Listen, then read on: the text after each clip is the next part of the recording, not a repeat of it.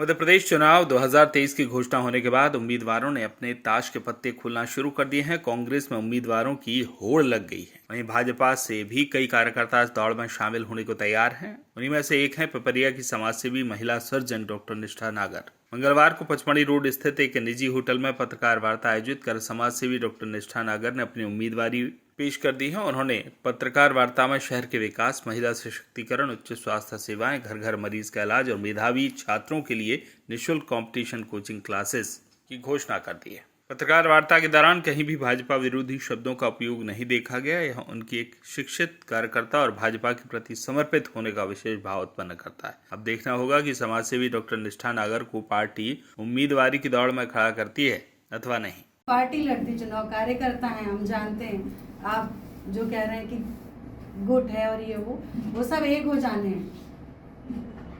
जैसे परिवार में शादी होती है, सब मिलके काम करते हैं। 40 लोग आ जाएंगे आपके पास जी। 40 लोग जो विरोध कर रहे हैं, 40 लोग ने पूरे पार्टी एक साथ काम करती है। देखिए नहीं वो तो है कॉमन चीज है वो तो। जी। अभी प्रेजेंट में जो दिख रहा है बिल्कुल उजागर। मेरे पास तो 2.5 लाख लोग काम करने आएंगे, मुझे ये लगता है, क्योंकि ऐसा नहीं है। पार्टी बेस्ड सभी लोगों का कहना है और शायद सभी लोग चाहते हैं कि कोई शिक्षित आए, क्षेत्र का विकास हो। और मेरा इसमें कोई स्वार्थ नहीं है। मैं कोई पैसे के लिए नहीं आ रही हूँ। हजारों लाखों रुपए मैं बैठे बैठे भी कमा सकती हूँ। डॉक्टर साहब इतना करके गए हैं, यहाँ पे बिल्डिंग है, वहाँ बिल्डिंग है, अपना आराम से काम चलता रहे, बच्चे अच्छे पढ़ ही रहे हैं और ईश्वर की कृपा से माता पिता मेरे साथ हैं, उनका सहयोग है, बच्चों में संस्कार प्रॉपर पढ़ रहे हैं। तो ऐसे कुछ विशेष जरूरत नहीं है मेरी। इतने लंबे समय से आप यहाँ रह रहे हैं जी, यहाँ क्या कमी देखी है आपने इतने साल में? क्या नहीं है और क्या? देखिए ऐसा है कि कमियां तो हर जगह होती हैं, लेकिन ऐसा कुछ नहीं है कि ये कमी सुधारने में आ रही हूँ। मैंने आपको बोला समाज की बेहतरी के लिए आ रही हूँ, तो जितना बेहतर मुझसे हो सकेगा। जैसे आप विधायक बनते, जनप्रतिनिधि हो गए, तो फिर आपकी जवाबदारी बनती है। यदि मतलब उसके पहले भी तो कुछ एम बनाया होगा कि हाँ इस शहर के लिए मुझे ये देना। मैंने आपको बताया ना मैं किन चीजों पे फोकस करूंगी। अच्छा वो 3 रह गई थी शायद, आपने 6 पूछा। क्वेश्चन हो गया था, दो रह गई। शिक्षा, स्वास्थ्य हो गया आपका, नारी हो गया, नारी सशक्तिकरण। एक गरीबों के लिए मैं कुछ करना चाहूंगी, जो भी बिलो पॉवर्टी लाइन लोग हैं, गरीब हैं। उनको क्या होता है कि अगर उनको उनके हक भी मालूम होते हैं, लेकिन वो अपने इकोनॉमिक स्टेटस थोड़ा नीचे होते हैं, थोड़े से कमतर होते हैं, तो वो संकोचवश अपने हक के लिए भी बात नहीं कर पाते हैं और इधर उधर डिस्ट्रैक्ट होते हैं। मीडिएटर्स बहुत सारे होते हैं, जैसा कि हम चाहते हैं, तो वो अपनी चीज़ें प्रेजेंट ही नहीं कर पाते कहाँ करना चाहिए। तो वो चीज़ें आसानी से प्रेजेंट कर सकें, उनके लिए मैं कुछ करना चाहूँगी जी।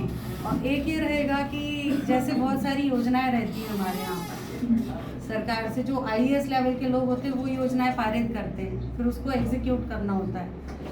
तो वो योजनाएं हैं, उनके लिए क्या कुछ बैठकें रखने की मेरी प्लानिंग है कि जैसे योजनाएं उनके क्रियान्वयन के लिए प्रॉपर क्रियान्वयन क्यों नहीं होता, आप बैठें, हफ्ते में एक बार संबंधित अधिकारी के साथ हम मीटिंग्स रखेंगे। वो ऑफिस में नहीं होंगी।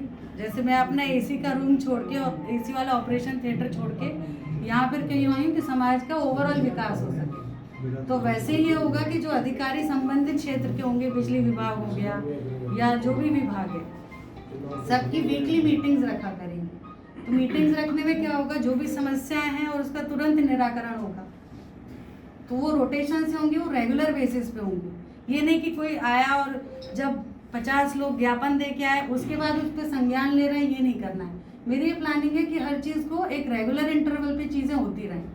क्या समस्याएं हैं उसका क्या तत्काल निराकरण कर सकते हैं, ऑफिशियल्स बैठेंगे और क्षेत्र में जाके बैठेंगे। ऑफिस के बंद कमरे में नहीं होगी मीटिंग, क्षेत्र में जाके होगी। तो समस्या निराकरण वो सब एक प्रायोरिटी पर है। मैडम एक मेरा आखिरी सवाल है। नहीं तो मेरा सेवा का कार्य मैं करती रहूंगी। पार्टी परिवार है, पार्टी को छोड़ के अलग छोड़ के नहीं जाऊंगी, लेकिन अपनी सेवाएं ऐसी निरंतर जो ये छोटे स्तर पे कर रही हूँ उनको जारी रखूंगी।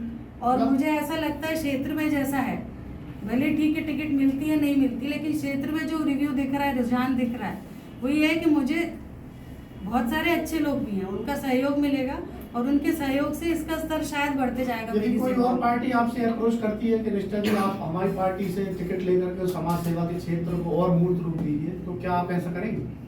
पार्टी परिवार है, उसको छोड़ के तो नहीं जाऊंगी, क्योंकि वो विचारधारा की बात है।